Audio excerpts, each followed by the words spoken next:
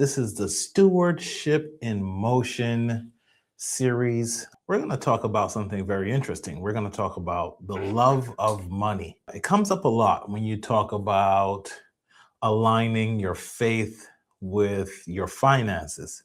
So, for many Christians, they struggle with that. I believe there are three emotional personalities we take on as faith based and faith fueled individuals.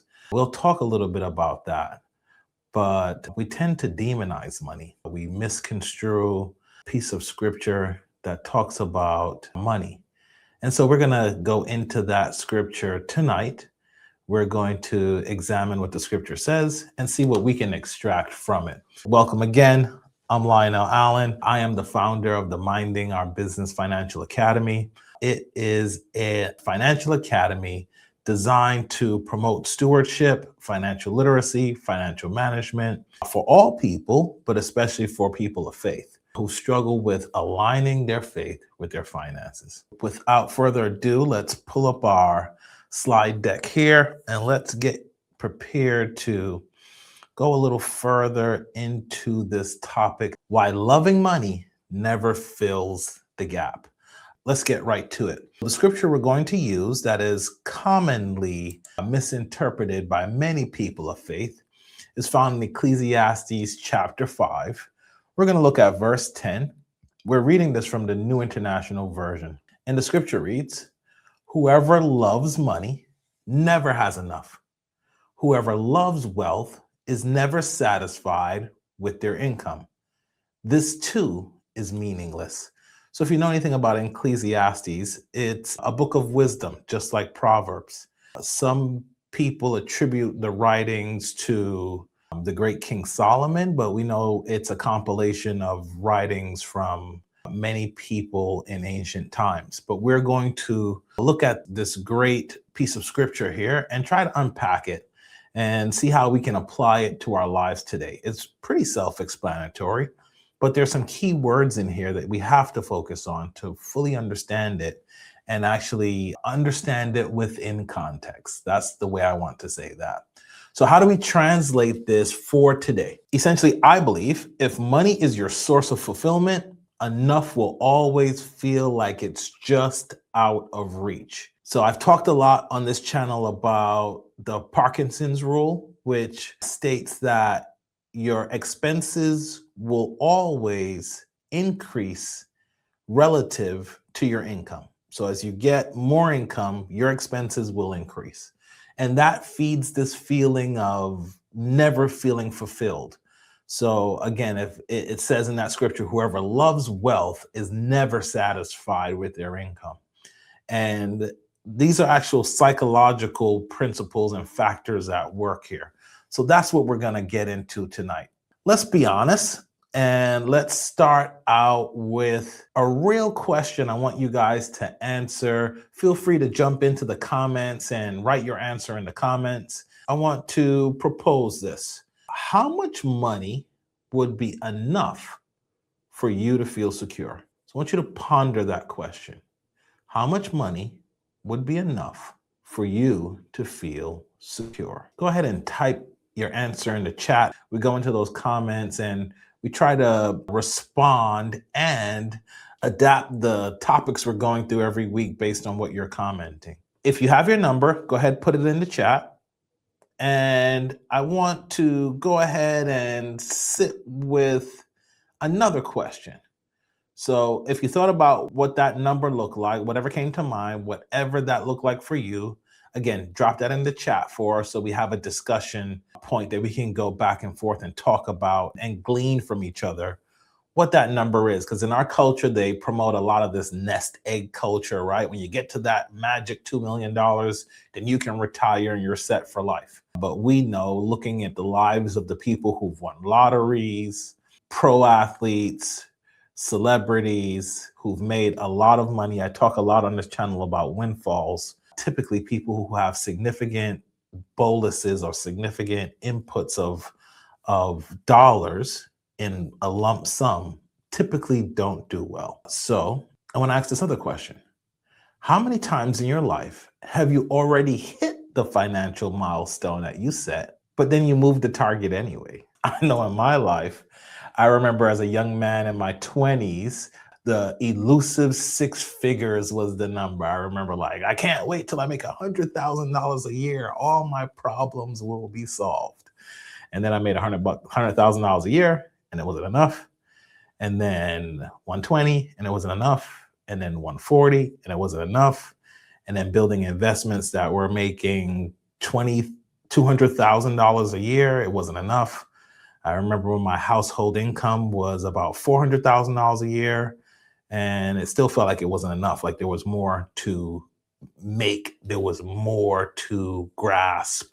So if you felt the same way, go ahead and type in the chat. If you've ever set a milestone, hit the milestone, and then move the target anyway. So maybe it was you got a raise, then the next year you expected that increase or a bigger raise than the last one. Maybe you paid off a bill and then a new obligation showed up. So that has cycled for me in my life many times, right? You hear all the people out there, I won't call them by name, that say you should live debt free. I remember the first time I paid off all my credit cards, I was like, wow, we're debt free. And then I went and got a mortgage. And there came hundreds of thousands of dollars in debt. And then you want all the furniture for the house. So then it came more credit card debt again. So it's funny how you reach these milestones and then you engage in these cycles where you repeat the activity again. Maybe for you, it was a savings goal you had that you hit. Then your lifestyle started to expand and your goal needed to expand to match your lifestyle. And here's the uncomfortable question underneath all of that. What actually changed? What was it that changed between the time you set that original milestone, then met or exceeded it, and then it changed? Your feelings about that goal may have changed. Not always is it your income, but more often it's your expectations. I've seen this play out in my own life. You work hard to get somewhere, like I talked about, right? That six-figure mark. And then the moment you arrive at the finish line or your perceived finish line, it just moves or it extends. And then you're not ungrateful. You're just never quite settled with that result or what you perceive your life to be when you reach that financial result. Maybe it was your lifestyle, right? Maybe you thought, when I get to $100,000, all my bills will be paid. I'll be able to take the vacations I want and everything will work out. And then inflation and other things happen externally. And then you realize that that marker that you set wasn't the lifestyle you thought you would have when you got there, wasn't actually what you were living. So that feeling has a name. Scripture puts it plainly. Whoever loves money never has enough. Not that the money's evil, not that the income is wrong. It's just that loving money, making it your source, creates an endless appetite.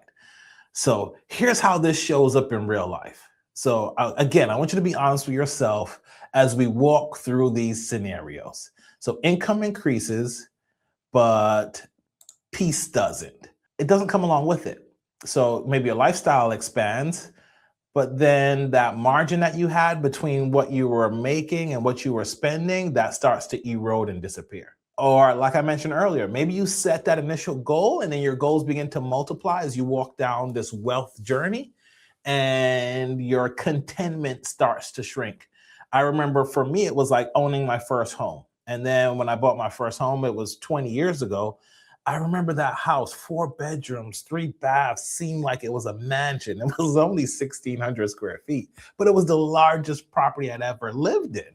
And I remember the feeling of like walking in and hearing the echo of my voice in the empty place and like being there at night. And I remember that first night, I felt like, man, our family will never be able to fully live in all of this space. And then like after 5 or 6 years, you're tripping over stuff, there's furniture everywhere. Your kids begin to grow up and collect their things. And now I live in a house that's 3 times that size. And often in my mind, I think about, hey, I can't wait till I get to that 8,000 square foot house, right? So it's very interesting how when you start out, and you set these goals, they seem, again, that expectation seems as though it will suffice until you reach that destination. So there's actually a name for it. There's a psychological term for it. The economics of it, they actually call this the hedonic treadmill. So it's the tendency to return to the same baseline of satisfaction no matter how much your situation improves. This is very interesting. So I want you to write that down, the hedonic treadmill, Hedonic, the hedonic treadmill. Again, it's that baseline you have an expectation, then you meet and or exceed it, and then all of a sudden that feeling of mundaneness, I think they used to say like the novelty wears off, right? And then you begin to dream and aspire for even larger things than you have right now.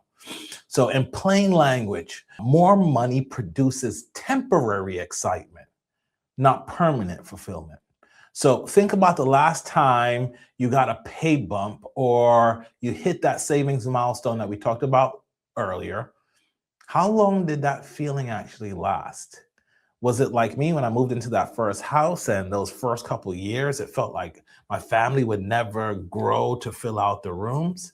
And then as my kids started to grow up, then I realized, hey, we needed a place much larger than this. So was it a week? Was it a month? Was it a few years? Then it became the new norm. After you're living that lifestyle, you're living at that pay grade, it becomes normal. And then that's where that feeling begins to creep in like it's not enough. So money can improve your situation. It cannot complete your identity. So let me say that again. Money can improve your situation. It cannot complete your identity. And when satisfaction is tied to your income, when money is the thing you're looking for fulfillment, to get fulfillment from money, enough never arrives. If you talk to a billionaire, you talk to a multimillionaire, you'll find at every level people are striving for more. The target keeps moving. The hunger for more, it stays. So the question isn't just what's wrong. The question is, what does the alternative actually look like? If loving money creates dissatisfaction, then what creates peace? I think it's a proper relationship with money. We're walking through these specific shifts. They're mindset shifts, and they help us to break the satisfaction myth, hopefully for good. So let's take a look at the very first one. So again, we're discussing the 3 shifts that will help to break the satisfaction myth. The very first one we're going to look at, shift number 1, from pursuit to purpose. That's actually the space I'm in right now. I'm 48 years old. In about a week, I'll be 49. But the first 48 years of my life was pursuit. I have to be honest. It was pursuit of career, pursuit of education, pursuit of income, pursuit of assets. To a certain degree, I'm still in pursuit of those things. It's now that I'm beginning to align my pursuit with my purpose. What did God design me for? And making sure my pursuit of things falls in line with my purpose, the reason that I think my existence is even happening. So when money becomes the goal, life is a bit exhausting because you're just in that hamster wheel that people describe. I've seen it. I felt it myself.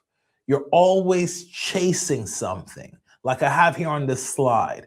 It's bigger numbers, bigger lifestyle, bigger validation. There's a reason why. I saw this statistic this week. 70% of all luxury brands are purchased by people in the progressive income category.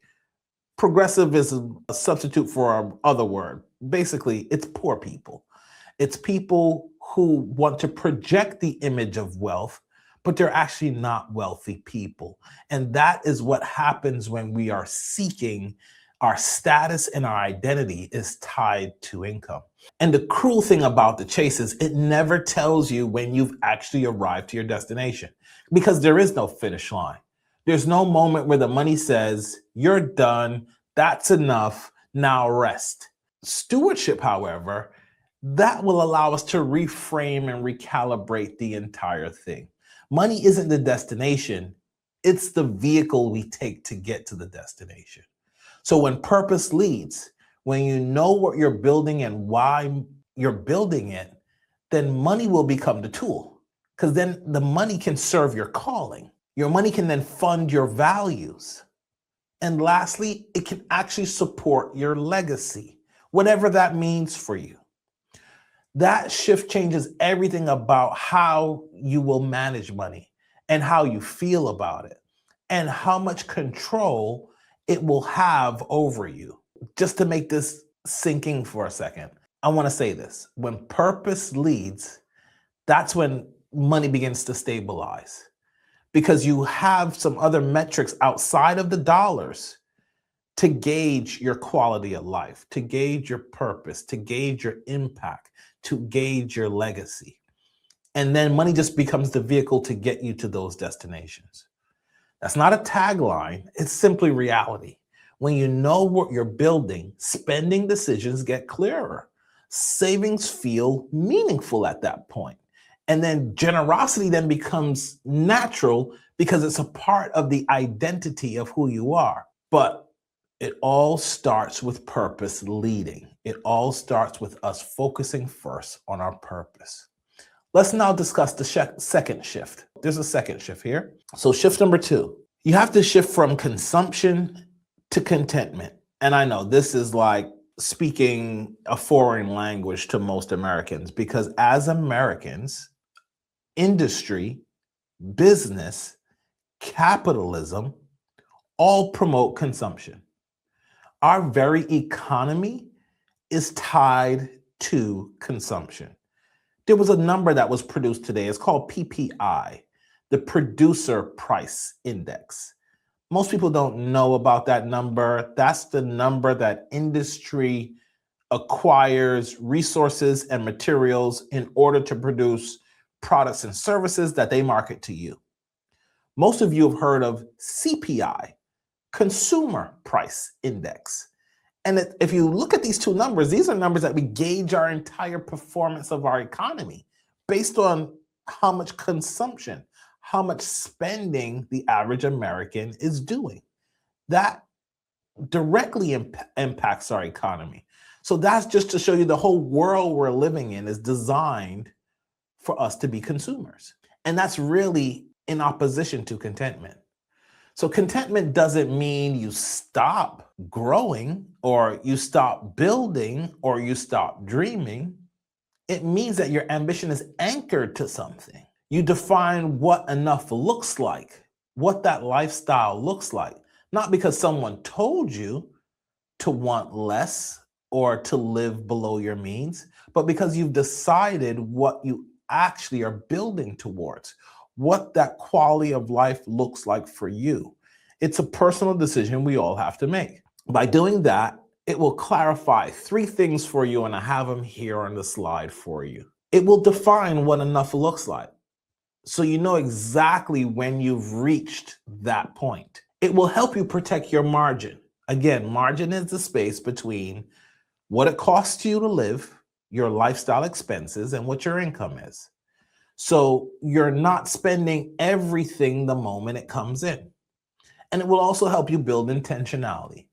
Instead of reaching out for what culture says you should want, you are looking internally to define what your own wellness, what your own quality of life looks like. So without contentment, every win, every level is simply just temporary.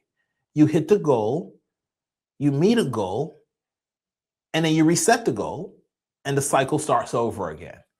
And honestly, if you've looked over your life, as I'm speaking to you and looking over my life, I've seen the cycles of incontentment that I've been in, where I've set goals, like I mentioned earlier, completely blew them out the water, but it wasn't enough. And then I continued to strive for more. Without contentment, even modest progress, or I should say with contentment, we talked about what it looks like without contentment. With contentment, even modest progress feels meaningful. You're moving towards something real, something that is internal, self-defined. Contentment turns progress into peace because you're moving towards a goal that's self-defined. It's not external. It's not something you saw on Instagram or social media, or something that you saw someone else with, and now you want that for yourself. Let's look at the third shift. So shift number 3. This is a big one for me. This is one of the core principles within the Minding Our Business Financial Academy. It's shifting from ownership to stewardship. Again, I'll say that again. I think my bracelets hit the glass table here. Shifting from ownership to stewardship. This is really the one root of the entire equation that you can get to. When you believe money exists to satisfy you, when you see it as yours to spend however, and you always demand more because your feelings are changing. Because it was never designed to fill in every gap that you may have, because your mind and your feelings are constantly expanding and growing into new areas. Your appetite changes. But when you shift to stewardship, when you see money as entrusted to you, not just owned by you, you begin to manage it differently. So the same way you can think, if you have children and you're planning how you will support them in their academic life, you don't just want them to graduate with a high school diploma and maybe go to a public school that didn't cost you anything. Let's just start there. Not that there's anything wrong with public schools. I myself graduated from public schools, but let's just say that is not your goal for your children. You want them to have advanced degrees. You want them to go to schools of higher learning. And maybe you don't want them to graduate with the same amount of debt that you did. That was something for me. I graduated with debt. I'm still paying off my college debt, but I'm proud to say 3 of my 4 children will graduate college without debt, right? Because that was a goal. I had to sort of bite that bullet. I didn't want them to be faced with the same challenge. So then that's now a stewardship mentality. I'm thinking about how I can use my resources to advance someone else's cause. So then I have to do some planning then, right? I have to make sure they may have a college spending plan set up, or I may have to invest in higher quality of education in their K through 12 period of their life so that maybe they can get college grants, scholarships, and the like to help mitigate the cost. But either way, whichever way I'm doing it, I have to strategize and then plan and then act on that plan. That is stewardship. It's really begin to think about how your resources can not only positively impact your life, but positively impact the lives of the people around you, both in your family, outside your family. And then you are again fulfilling kingdom requirements and advancing the kingdom, making life better for others. Stewardship will ask completely different questions than the ownership mentality. So I have a few of these questions on the screen here. Not how can this satisfy me, but how can this resource serve something bigger? So again, if education, and we talk, this word gets thrown around a lot, our phrase, generational wealth. Well, education is a part of wealth, right? So if your goal is to be a proponent of generational wealth within your family, it's not just a financial goal, it's also an education goal, because you can leave the money behind. And if your kids aren't educated on what to do with the money, then that wealth will be squandered very quickly. There's a lot of examples of that in history.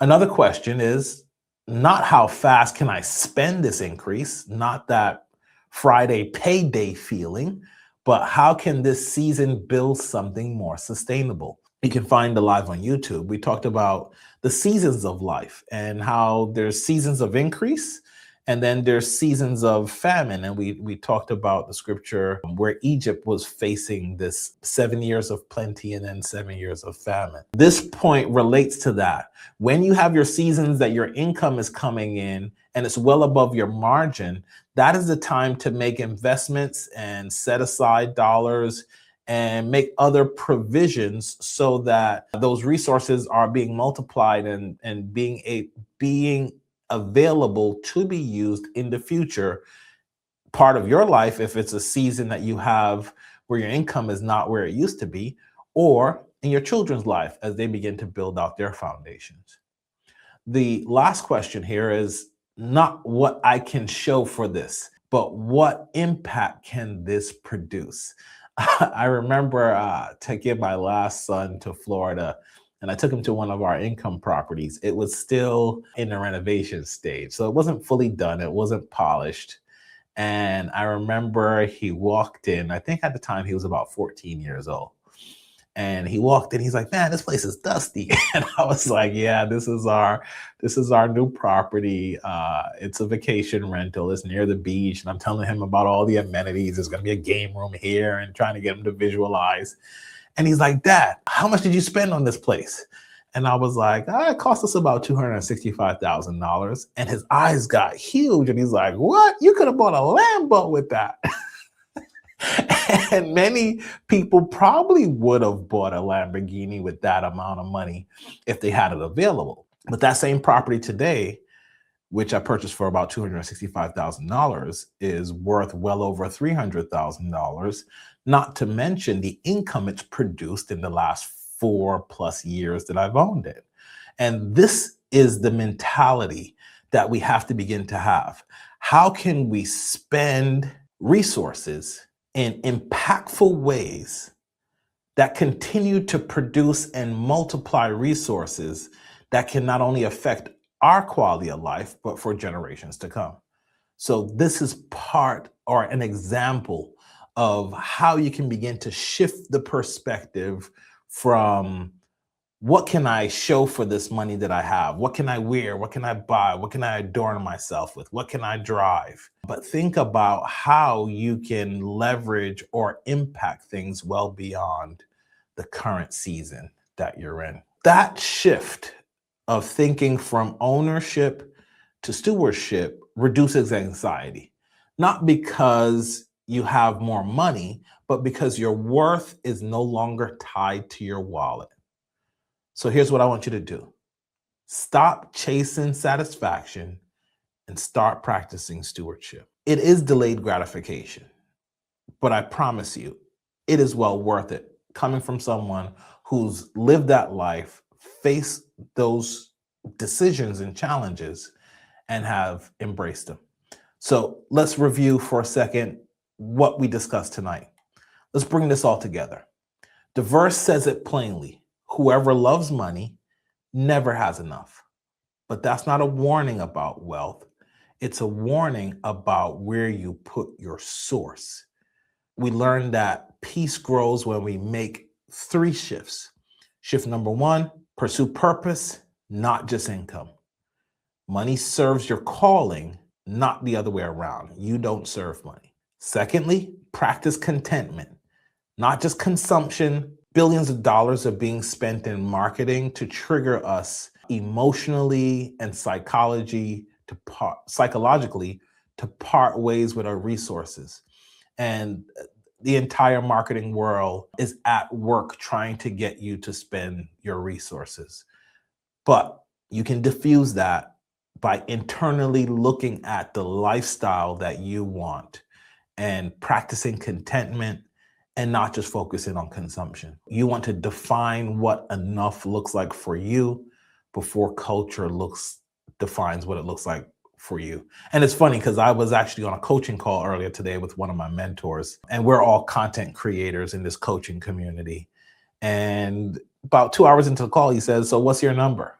And everyone got quiet on the call. And he's like, what's your number that you're done? And many of us couldn't answer what that number is. Why? Because we haven't done the reflection internally of what it looks like. A lot of times we have an idea and we go about working, we go about the activity, but we never write it down. We never make it plain. We never actually set the goal for what the destination actually is. And so when we get to milestones, we just blow right through them and we continue with that hunger that I talked about earlier of just wanting more, because we haven't first designed what contentment looks like for us. And finally, embrace stewardship, not ownership. You manage it. When you think of yourself as a manager, you will manage your resources differently. when you see it as something that was entrusted for you, like I said earlier, in order to multiply, to affect other people besides yourself, whether it's your children, ministries, nonprofits that resonate with you. You have to connect this to something outside of your own selfish ambition. And that's really the key to this. It's a mindset. So money's powerful, but it's never meant to be your source of meaning. And we all struggle with that to varying degrees. Here's what I want you to reflect on this week. Where might the love of money be subtly shaping your decisions right now? This is something that I've had to reflect on in the last 2 years after leaving corporate America, having title, having a position, having a team that reported to me, having a six-figure salary that was guaranteed. This is a reflection that I've had to go through as I've shifted into a entrepreneurial role and a purpose-driven position. Things change, you transition. So you have to now start to look at, is it the pressure to upgrade your lifestyle every time your income goes up? Is it to mitigate your anxiety about money even when things are actually okay? Do you still get anxious? Is it that comparison that social media does such a great job of getting us into this comparison mode, feeling like we're behind because we saw what someone else had or what they posted or any of that? Or is it simply fear-based? Do you feel like you just don't have enough when you have more than you did several years ago, and maybe your core parts of your life haven't changed, but your income's gone up, but somehow your fear and anxieties increase, particularly now as we look at the economic factors that are happening within the nation as we engage in war and political unrest, and we are seeing our economic climate change. So remember, these are not budget problems. These are relational problems, and it stems from your relationship with money. If I could plug the Minding Our Business Financial Academy here, we don't just teach budgeting. As you can see from this lesson, we help you build a healthy relationship with your money, rooted in faith, structure, and clarity, so that money stops running you and you stop serving it and it starts serving you. So in the chat, I'd like you to comment enough if you want a copy of our financial audit worksheet. We'll be happy to give you a copy of that. Furthermore, what's even better, if you comment enough or find the link to our school in the YouTube or our social media description, you can actually engage in our free community. There are 9 lessons to that free community, and these audits are some of the exercises that you'll go through within the free community.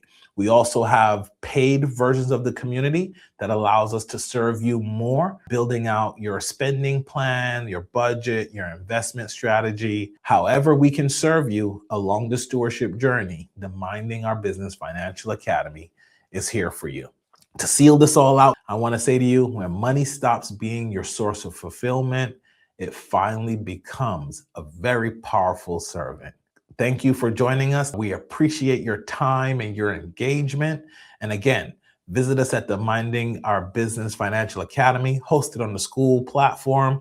Again, you'll find a link in the description of this video or in any of our social media or YouTube bios. Feel free to join. It's perfectly free for those of you who want to start out your journey. We want to meet you where you are and serve you the best that we can. Thanks for joining us at the MOB Academy. Now stop scrolling and go mind your business.